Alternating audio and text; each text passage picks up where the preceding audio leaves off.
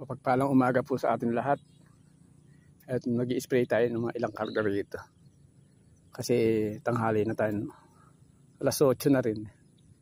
Hindi na natin ito kaya yariin. Kaya baka siguro mag-i-spray lang tayo mga 3 hanggang 4 na karga. Parang babawasan lang natin. Ang i-spray natin itong Alaika. Pang steam borer. Ito ang kainaman nito, meron nakadikit yung kanya. Yan yung mga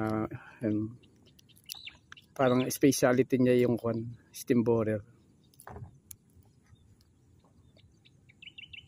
Ayan.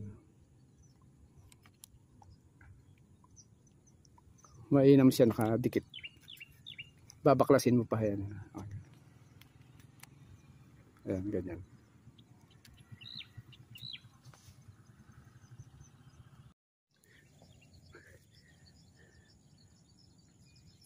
Ang gagawin natin timplada dito sa Alaika. Dapat ang lang natin ito yung ang nakalagay lang dito sa description niya. 10 to 30 ml. Yan gagawin lang natin. Halos 20 ml lang. Doon tayo lalagay sa medyo lamang ng kalahati lang. Ayan. Hindi naman natin lalagay doon sa maximum. Testing lang kung ano yung magiging resulta niya.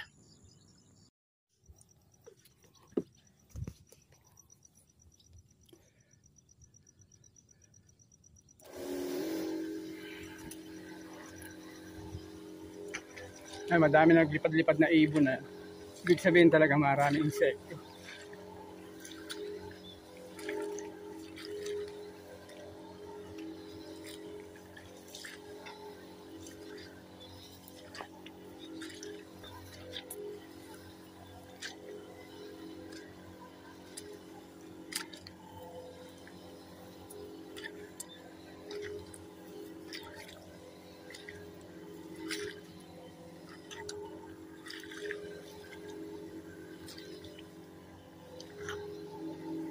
Pinabuhutan na tayo ng init.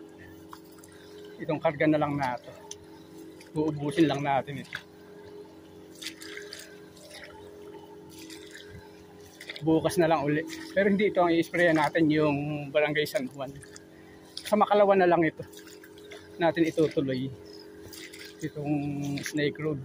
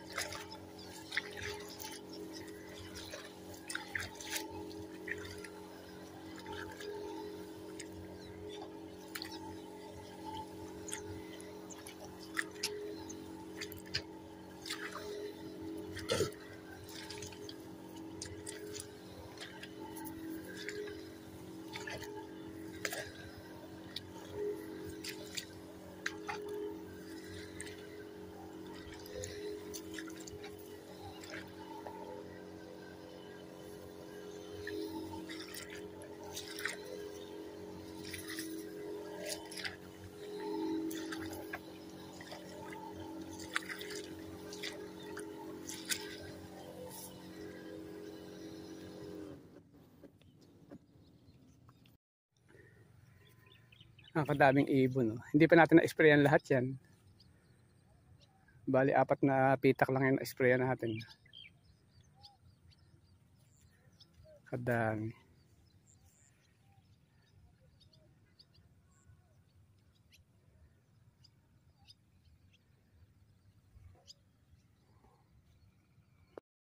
Ito yung palay natin dito sa Barangay San Juan.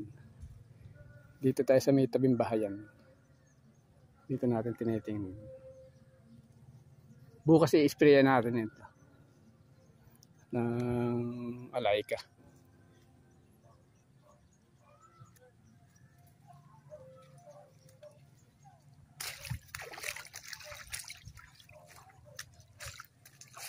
So, ito yung tubig dito. Ang kainaman dito, anli tubig dito sa lugar natin. Basta't may tubig lang din yung patubig. Sigurado. Yan, kontrolado pa yan.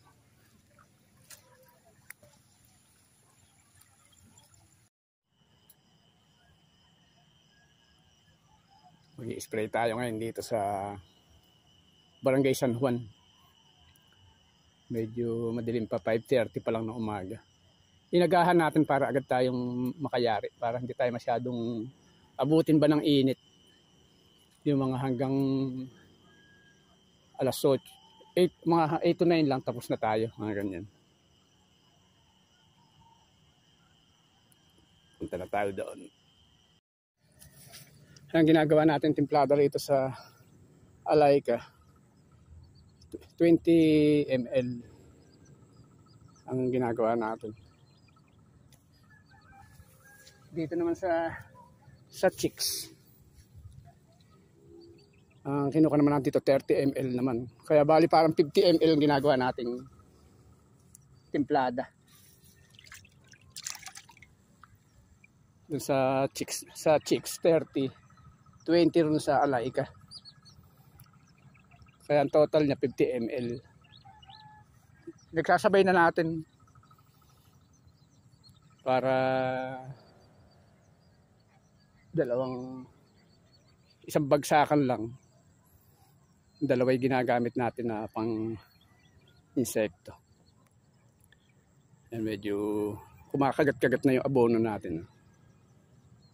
Pang-apat na araw na niya simula nang sinabog natin.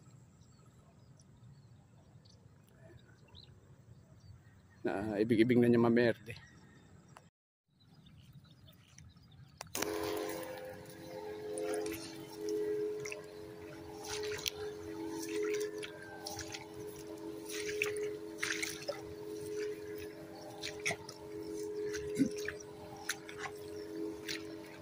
Uso yung pagkakasakit ng palay dito. Kaya inaagapan natin ng spray. Kasi merong mga steam borer.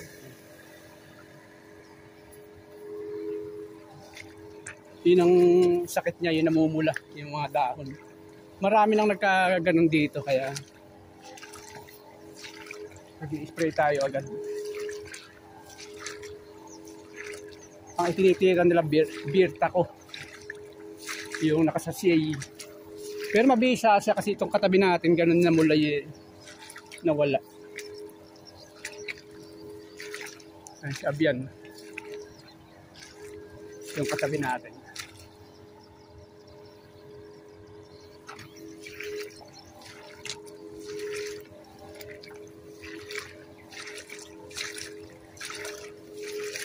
Papatalab na yung ating isinubo.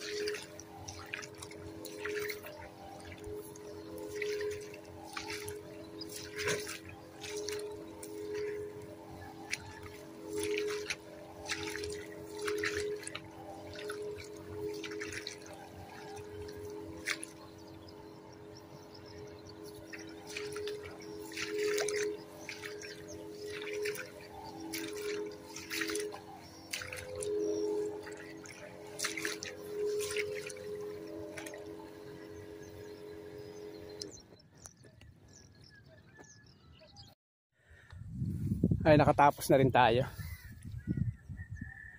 Mainam yung maaga talagang lumulusong. Kasi hindi ka na halos aabutin ng masyadong init. Halos mag-aalas 8 lang tapos na tayo. Kaya tama. Alas 8 na. Ayan. Marami na rin ibon. Tapos na tayo. Ayan, meron tayo mga hulipin. Ayan yung pinakamababang parte. Lagi siyang matubig.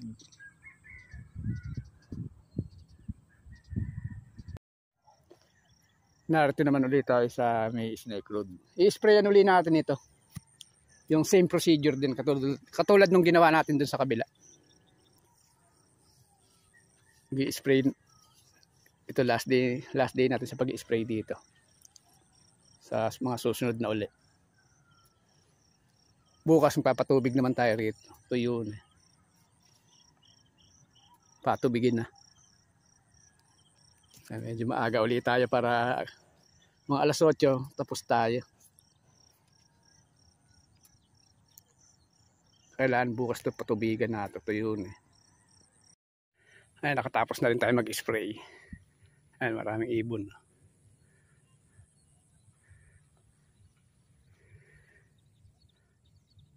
Ayan, nakaligpit na tayo. Mainam talaga yung lumulusong ng maaga. Bago uminit ng matindi. Tapos na. Alas 8 pa lang. Tapos na tayo. Halos 2.5 oras tayong nag-spray din.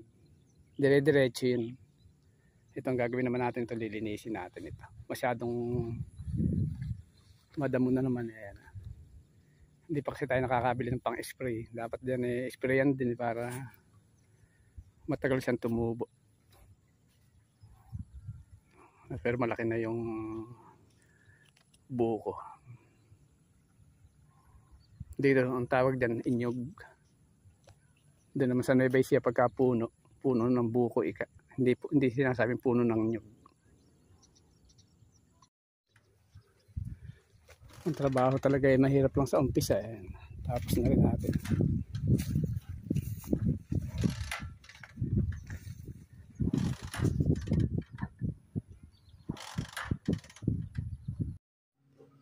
Ito tinetesting na natin, tinitingnan na natin sa ilaw kung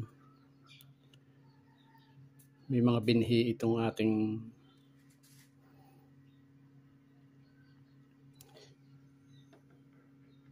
pinapipisa sa incubator.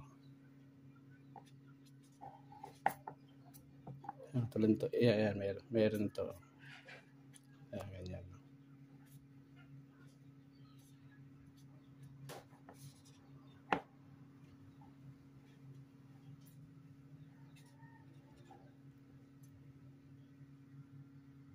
Ayan. Meron na.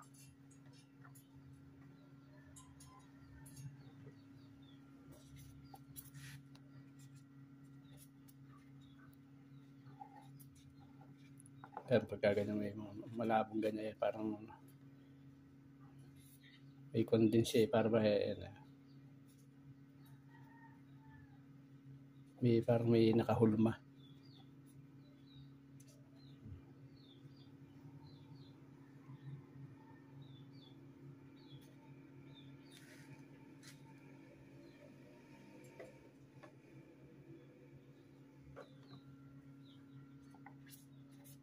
Tulad to wala.